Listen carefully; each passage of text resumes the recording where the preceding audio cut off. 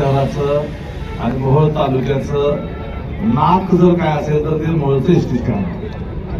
आणि हे माजी आमदारांनी नुसतं नव्हे, मागच्या 50 वर्षापासून माझं वय आता 47 वर्ष झालं आणि कळतंय असं बघतोय ते एसटी स्टँड मोहोळचं आहे असं झालं. हे काळीची सुधारणा मागच्या 40-50 वर्षामध्ये ज्यांच्या हातामध्ये सत्ता होती त्यांना करता आलेली नाही. या एसटी स्टँडच्या करता इतके खड्डे पडले की आलेले प्रवासी खड्ड्यात पडून गेले. इतर ठिकाणी ऍक्सिडेंट होतात, अपघातामध्ये माणसं मरतात. इथं अपघात न होता खड्ड्यात पडून एसटी स्टँडवरती पण माणसं मरायची परिस्थिती तर निर्माण झाली. 4,000 कोटी निधी आणल्याची भाषा केली गेली.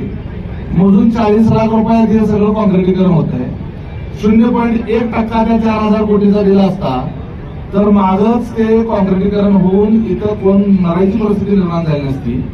सुदैवानं मोहोळकरांनी सत्ता परिवर्तन केलं आणि विकासाभिमुख आमदारांना निवडून दिलं. आमदार निधीमधून 40 लाख मंजूर केले. आता आपल्याला एवढ्यावर थांबायचं नाही. एकमेव मोहोळ तालुका असा आहे की ज्या मोहोळ तालुक्याला एसटीचा आगारही नाही आणि एसटी डेपोही नाही. हायवेवरचं गाव, 4 राष्ट्रीय महामार्ग मोहोळमधून गेले. कर्नाटकच्या बाउंड्रीवर सगळ्यात केंद्रस्थानी असलेल्या मोहोळला एसटी डेपो नाही. रमेश बारसकरांनी मध्यंतरी आमदारांच्या माध्यमातून चरण चौधरीच्या नेतृत्वामध्ये शिवसेनेच्या पक्षाचे असलेले परिवहन मंत्री जे प्रतापजी सरनाईक यांच्याकडे जाऊन या मोहोळच्या एसटी स्टँड करता जवळपास 3.5 कोटी रुपये त्या ठिकाणी मंजूर केले. माझं तर त्याच्यावर समाधान नाही. ज्या पद्धतीनं बारामतीला एसटी स्टँड झालेलं आहे, एखादं विमानतळ असावं अशा पद्धतीचं एसटी स्टँड बारामतीला झालंय.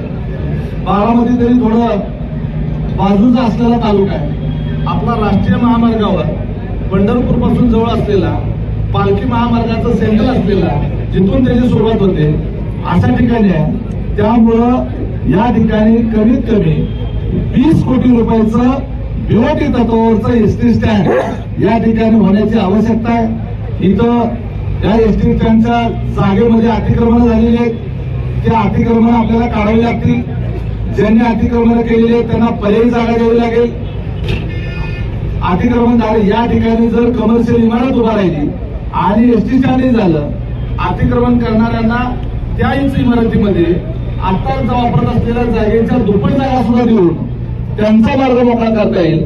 कुणाचंही नुकसान न करता या एसटी स्टँडच्या जागेचं विस्तारीकरण करून गरज पडली तर ते पीडब्ल्यूडीचं ऑफिस जे आहे ते ऑफिस सुद्धा दुसरीकडे शिफ्ट करून गरज पडली सर्किट हाऊस जे आहे त्यालाच आपण एसटी स्टँडचा भाग बनवून या जागेला आपण त्या ठिकाणी निश्चितपणे परिवहन मंत्र्यांकडे बैठक लावून, त्याचबरोबर उपमुख्यमंत्री अजितदादा, उपमुख्यमंत्री शिवसेनेचे नेते एकनाथभाई शिंदे आणि शिवसेनेचे असलेले मंत्री प्रताप सरनाईक यांच्याकडे बैठक लावून या संपूर्ण मोहोळच्या एसटी स्टँडचं बारामतीच्या धर्तीवर करण्याच्या करता एक सादरीकरण त्या ठिकाणी आमदार साहेबांच्या मनात आहे.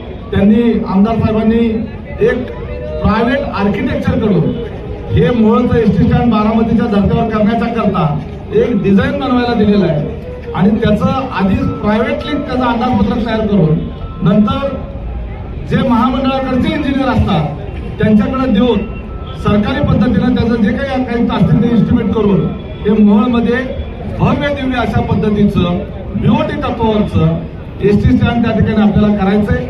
दुसरं आणखी एक, मोहोळला एसटी डेपो नाही, आगार नाही. याचं कारण असं आहे की त्याच्याकरता जागा उपलब्ध नाही.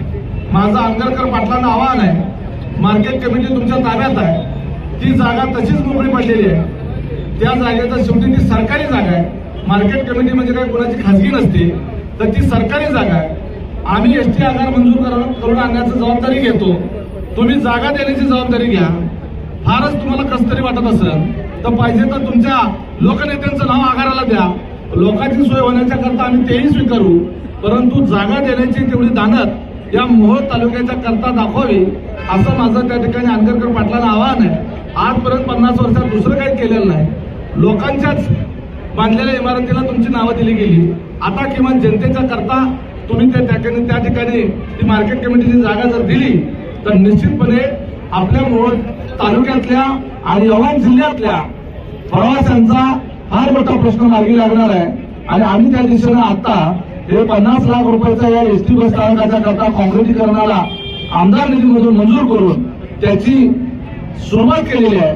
पण ही वाटचाल मोहोळ तालुक्यातल्या प्रवाशांच्या दृष्टिकोनातून जे नाक मोहोळ तालुक्याचं आहे, आपल्या एसटी स्टँडकडे बघितल्यानंतर बाकीच्या तालुक्यातल्या आणि राज्यातल्या एसटी स्टँड असणाऱ्यांना हवा वाटेल, येणाऱ्या जाणाऱ्यांना मोहोळचं वैभव हे आल्या दिसेल अशा पद्धतीचं काम करण्याचे आमचं नियोजन आहे.